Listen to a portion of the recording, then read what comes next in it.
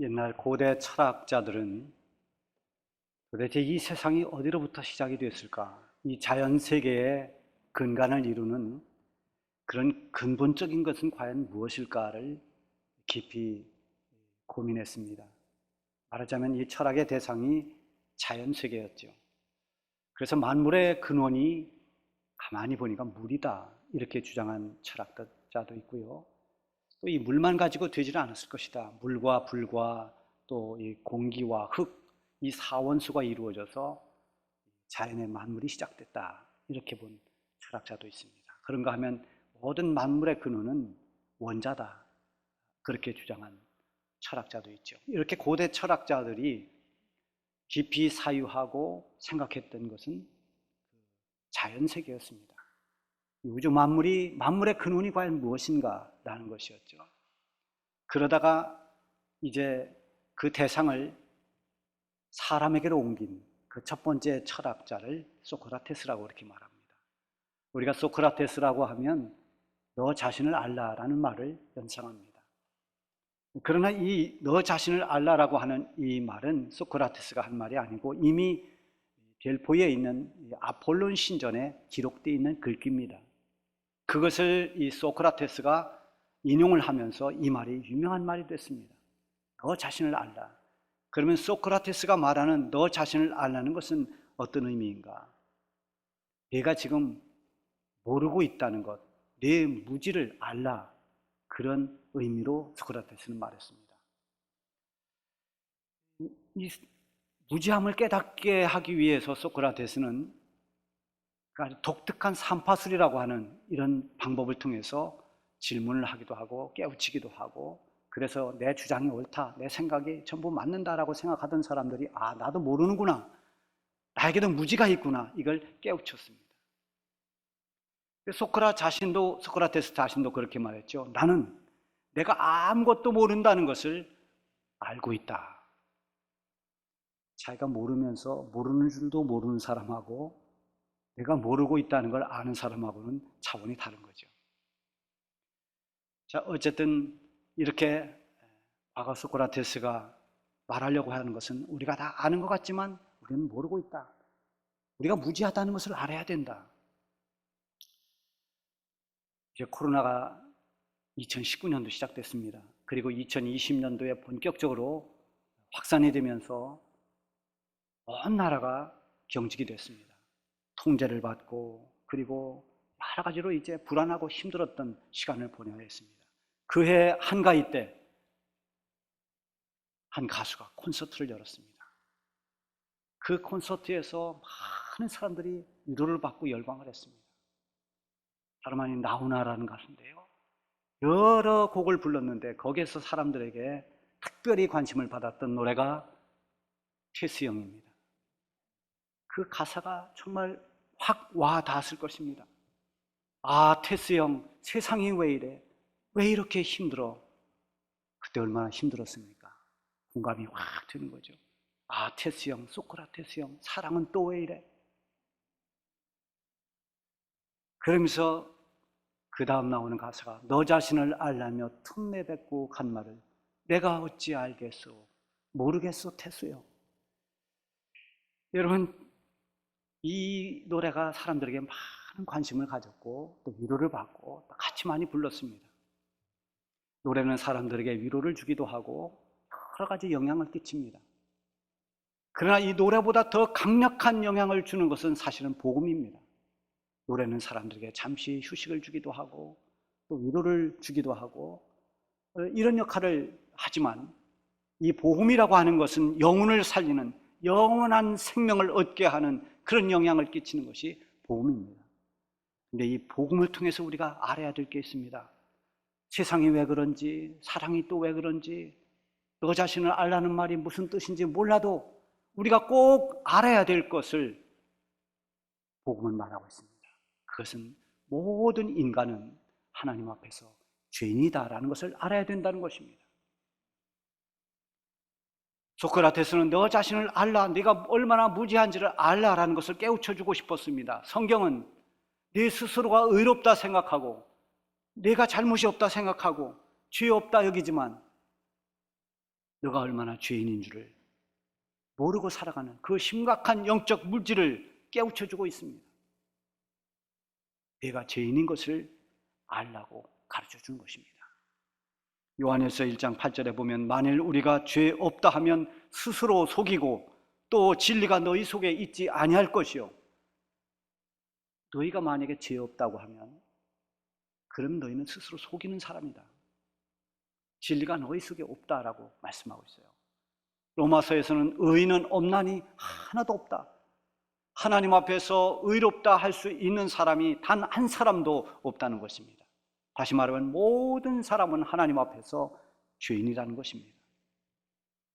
지금도 수많은 사람들이 자기가 죄인이라는 것을 모르며 살아가는 사람들이 많습니다. 인간의 죄 문제가 나하고는 아무 상관없는 것처럼 그렇게 여기면서 이 영적 무지함을 모른 채 깨닫지 못한 채 살아가는 사람들이 얼마나 많은지 모릅니다. 내가 죄인임을 깨닫는 것은 성경을 통해서 복음의 빛이 비춰졌을 때 알 수 있습니다. 하나님을 만났을 때 내가 죄인인 것을 깨닫게 됩니다. 성령을 통해서 영의 눈이 떴을 때 비로소 내가 죄인인 것을 깨닫게 됩니다. 베드로가 주님을 만났을 때 이 주님은 나하고 어울릴 수 없는, 정말 주님 앞에 내가 감히 설 수 없는 그런 죄인이라는 것을 깨달았습니다. 그래서 주여 나를 떠나소서 나는 죄인으로소이다. 베드로가 이렇게 말합니다. 주님을 만났을 때 주님 앞에서 자신의 실체를 알게 된 것입니다. 그리고 바울도 마찬가지입니다. 예수님 믿기 전에 바울은 굉장히 교만한 사람이었습니다. 자기의 의를 자랑하던 사람이었습니다. 율법의 의로는 내가 흠이 없다라고 말할 만큼 자신 있게 자기의 의를 사람들에게 주장하던 그런 사람이었는데 이 바울이 예수님을 만나고 완전히 생각이 달라졌습니다. 내가 죄인 가운데 괴수입니다. 이것이 그의 고백이 됐습니다. 주님을 만나고 나서야 비로소 내가 얼마나 심각한 죄인인 것을 깨닫게 된 것입니다. 회개와 구원에 이르는 데는 반드시 자기가 죄인이라는 것을 깨닫는 것부터 시작이 됩니다. 예수님이 공생애를 시작하면서 제일 먼저 선포한 말씀이 회개하라 천국이 가까웠느니라 이걸 선포하셨어요. 그럼 어떤 사람이 회개합니까? 내가 의롭다 하는 사람이 왜 회개를 합니까? 내가 죄 없고 내가 잘났다는 사람이 뭐하러 회개를 하겠습니까? 회개하는 사람은 죄인인 것을 깨닫는 사람입니다. 죄로 말미암아 내가 심판을 면할 수 없고 멸망받을 수밖에 없는 것을 아는 사람은 철저하게 회개할 수밖에 없는 것입니다. 하나님은 공의의 하나님이십니다. 하나님은 죄를 하나도 그냥 슬그머니 넘어가는 법이 없습니다. 하나님은 사랑의 하나님이시지만 동시에 죄에 대해서는 반드시 심판하시는 하나님이십니다. 로마서 3장 23절에 보면 6장 23절에 보면 죄의 싹은 사망이라 했습니다. 이 사망은 단순히 우리가 죽는 자연사를 말하는 게 아닙니다. 영원한 멸망, 하나님의 심판 아래서 지옥을 면할 수 없는 형벌을 말하는 것입니다. 어느 누구라도 이 죄의 문제를 해결하지 않고는 하나님의 심판을 면할 수가 없고 하나님이 베풀어 주시는 구원에 참여할 수가 없습니다. 내가 죄인이라는 것을 아는 것만 가지고는 문제를 해결하지 못합니다. 수많은 철학자들이 인생이 무엇이냐, 또 자연의 근원은 무엇이냐, 등등의 여러 가지 사람들이 좀 깊이 생각할 수 있도록 했고 뭔가를 좀 깨우치도록 했지만 답을 주지는 못했습니다. 답을 제시하지는 않았습니다. 그러나 하나님은 답을 주셨습니다. 죄 문제를 어떻게 해결해야 되는지 아주 명확한 답을 우리에게 주셨습니다. 그 답을 이론적으로 주신 것이 아닙니다. 하나님께서 우리 죄인들을 불쌍히 여기셔서 그래서 친히 그 해결의 답으로 하나님의 독생자이신 성자 예수님을 우리에게 보내주신 것입니다. 예수님을 통해서 답을 얻게 하셨습니다. 예수님이 죄의 문제를 해결하는 답이었습니다. 예수님이 구원을 받는 답이었습니다. 죄인들이 죄 문제를 해결하고 이렇게 구원받을 수 있다는 이 기쁘고 복된 소식, 이게 복음입니다. 하나님이 세상을 이처럼 사랑하사 독생자를 주셨으니 이는 저를 믿는 자마다 멸망하지 않고 영생을 얻으리라. 이 복음, 하나님이 세상을 사랑하셔서 독생자를 주셨다고 했는데 이 독생자를 주셨다는 의미가 굉장히 중요한 의미입니다. 독생자는 물론 예수님이십니다. 예수님을 주셨다는 것은 예수님을 인간의 죄를 대신해서 죽어야 하는 그 희생의 죽음, 대속의 죽음의 자리에 하나님 내주셨다는 것입니다. 인간의 죄값을 치러야 하는 그 죽음은 상상을 초월하는 죽음, 사람으로서는 감당하기 어려운 그런 사람의 죄의 짐을 짊어지고 대신 죽는 그 죽음, 그 죽음을 위해서 하나님이 예수님을 내보내주신 것입니다. 죄 없으신 성자 하나님, 죄가 전혀 없으신 예수님만이 죄 많은 인간의 짐을 대신 짊어질 수 있습니다. 그렇게 주님이 우리 죄 짐을 짊어지셨기에 우리는 죄의 짐을 벗어버리고 구원의 기쁨을 얻게 된 것입니다. 예수님께서 그 죄 짐을 지고 십자가에 죽기까지 얼마나 많은 고통을 겪었는지 모릅니다. 오늘 본문은 예수님이 오시기 훨씬 전에 이사야라고 하는 선지자를 통해서 예언된 말씀입니다. 장차 오실 메시아, 앞으로 있을 그 메시아의 순환, 예수님의 고난을 마치 두 눈으로 본 것처럼 그렇게 증언하듯이 예언합니다. 먼저 1절부터 3절까지 보면 그라는 표현이 계속 나옵니다. 그는 장차 오실 구원자 예수님을 말하는 것입니다. 예수님을 구주로 알아보지 못하고 외적인 판단으로 무시하고 멸시하는 어리석은 사람들의 그 영적 무지함을 먼저 예언했습니다. 2절에 보면 그는 주 앞에서 자라나기를 예언한 순 같고 마른 땅에서 나온 뿌리 같아서 고운 모양도 없고 풍채도 없은즉 우리가 보기에 흠모할 만한 아름다운 것이 없도다. 예수님이 만약에 이 땅에 오실 때 내가 하나님이다, 내가 메시아다, 이걸 과시하기 위해서 오셨다면 아마 예수님은 엄청난 풍채를 가지고 보통 사람들과는 좀 구별될 만한, 어쩌면 얼굴에 광채가 번쩍번쩍 나는 그런 정말 메시아다운 그런 어떤 권위를 가지고 오셨을 것입니다. 그러나 예수님은 전혀 그러지 않았습니다. 우리와 똑같은 나약한 인간의 모습을 입고 세상에 오셨습니다. 오늘 여기 말씀에 있는 것처럼 그에게는 고운 모양도 없었습니다. 자랑할 만한 풍채도 없었습니다. 보기에 흠모할 만한 아름다움도 없다고 했습니다. 마치 봄철에 갓 나온 연한 순처럼 그렇게 우리 주님은 연약해 보였습니다. 마른 땅에서 나온 뿌리와 같았다고 했습니다. 여러분, 기름진 땅에서 뿌리를 내린 나무들은 그 키가 잘 자랍니다. 뿌리가 멀리 뻗기 때문입니다. 뿌리가 튼튼합니다. 그러나 마른 땅에서, 가물은 땅에서 그렇게 자라나는 그 나무 뿌리는 아주 빈약합니다. 뿌리가 약합니다. 주님의 모습이 그랬다는 것입니다. 로마 병사들에게 끌려가는 예수님의 모습은 너무나 약해 보였습니다. 채찍에 맞고 희롱당하고 십자가를 메고 골고다 언덕을 올라가다 쓰러지고 또 쓰러지는 주님의 모습은 약하디 약한 모습으로 보였습니다. 평소에 예수님의 기적의 능력을 본 사람들은 예수님이 이 로마의 모든 권세를 다 몰아내고 그리고 이스라엘의 새로운 해방을 가져올 지상의 메시아를 기대했습니다. 그렇게 기대했다가 우리 예수님이 그들에게 저항조차 하지 않고 끌려가는 그 나약한 모습을 보면서 많은 사람들이 실망했습니다. 7절에 보면 그가 곤욕을 당하여도 괴로울 때도 그 입을 열지 아니하였으며 마치 도수장으로 끌려가는 어린 양과 털 깎는 자 앞에서 잠잠한 양같이 그의 입을 열지 아니하였도다. 이게 주님의 모습이었습니다. 예수님을 정치적 메시아로 기대했던 사람들은 실망하면서 그 실망이, 그 기대가 실망으로, 분노로, 배신으로 바뀌었습니다. 빌라도가 재판할 때 강도였던 그 바라바를 놓아주라고 외치면서 예수를 십자가에 못 박으라고 소리질렀습니다. 우리를 구원해 줄 알았더니, 이 나라를 해방시킬 줄 알았더니 로마로부터 우리를 속박에서 벗어나게 해줄 줄 알았더니 그 기대를 충족시키지 못한 나약한 예수님을 보면서 예수님은 십자가에 못 박으라고 소리 지릅니다.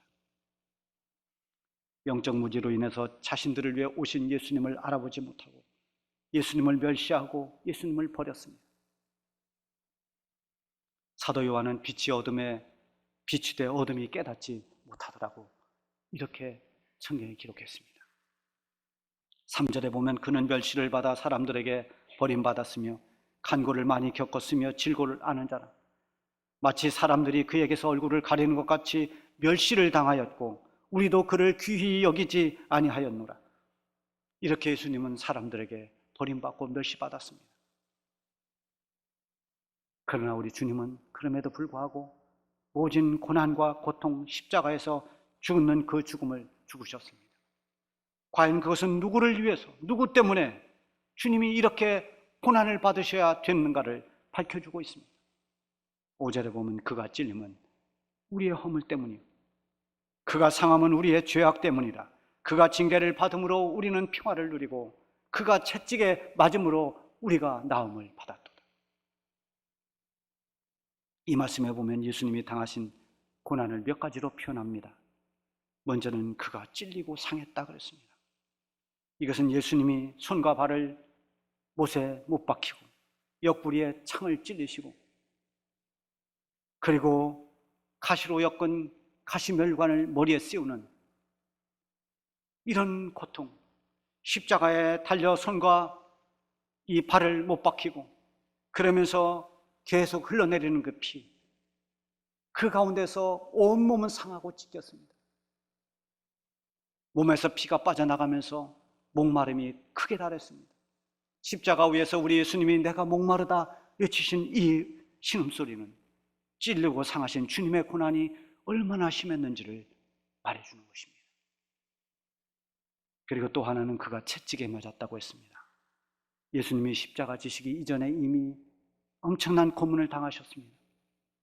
고문 중에서도 끔찍한 고문이 옷을 다 벗기고 채찍질하는 겁니다. 그 당시에 그 채찍 끝에는 납이 달려 있었습니다. 채찍을 칠 때마다 살이 찢겨나갔습니다.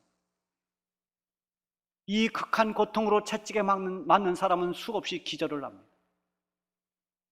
제정신으로 맞을 수 없는 게 채찍입니다. 그리고 주님이 징계를 받았다고 했습니다. 결국 이렇게 채찍에 맞고 창과 못에 찔리신 것은 그것은 징계를 받은 것인데 아무런 죄도 없으신 예수님이 왜 징계를 받아야 했는가? 그것을 5절에서 우리에게 답을 주고 있지 않습니까? 우리의 허물 때문이요 우리의 죄악 때문이라. 그렇습니다. 우리의 허물과 죄 때문입니다. 우리는 모든 죄인들을 말합니다. 구원받아야 할 모든 사람들을 말합니다. 우리는 바로 나 자신을 말하는 것입니다. 나 때문에 주님이 고난을 받으셨습니다. 우리가 징계를 받고 우리가 심판을 받아야 되는데 우리를 대신해서 예수님이 대신 죄짐을 지고 징계를 대신 받으신 것입니다. 6절에 보면 우리는 다 양 같아서 그릇 행하여 각기 제 길로 갔거늘 여호와께서는 우리 모두의 죄악을 그에게 담당시키셨도다.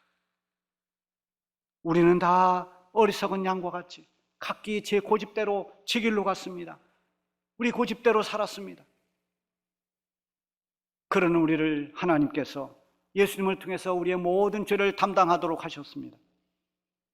4절에 보면 어리석은 사람들이 자기를 위해서 그렇게 고난받는 예수님을 자기 때문에 하나님 앞에 매를 맞는다고 그렇게 생각했다는 것입니다.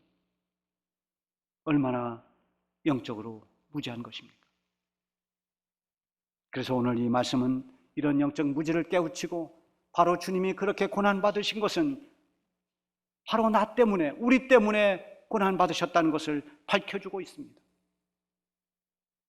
그래서 5절 말씀은 이렇게 읽어야 됩니다. 주님이 찔림은 나의 허물 때문이요 주님의 상함은 나의 죄악 때문이라. 주님이 징계를 받음으로 내가 평화를 누리고 주님이 채찍에 맞음으로 내가 나음을 받았도다.